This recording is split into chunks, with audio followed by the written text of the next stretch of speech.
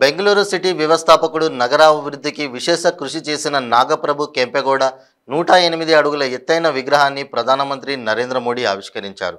నాగప్రభు కెంపెగౌడ స్మారకార్థం అభ్యుదయ విగ్రహం పేరుతో ఈ విగ్రహాన్ని ఏర్పాటు చేశారు. 98 టన్నుల కాంస్యం, 12 టన్నుల స్టీల్తో ప్రముఖ శిల్ప కళాకారుడు రామ్వి సుతార్ ఈ విగ్రహాన్ని తీర్చిదిద్దారు. దీనికి ముందు బెంగళూరు విమానాశ్రయంలో ప్రధానికి సాదర స్వాగతం లభించింది. బెంగళూరులోని కెంపెగౌడ ఇంటర్నేషనల్ ఎయిర్పోర్ట్ టెర్మినల్ 2ను ప్రధాని ఈ సందర్భంగా ప్రారంభించారు. 5,000 కోట్ల రూపాయలతో ఈ టెర్మినల్ నిర్మాణం జరిగింది.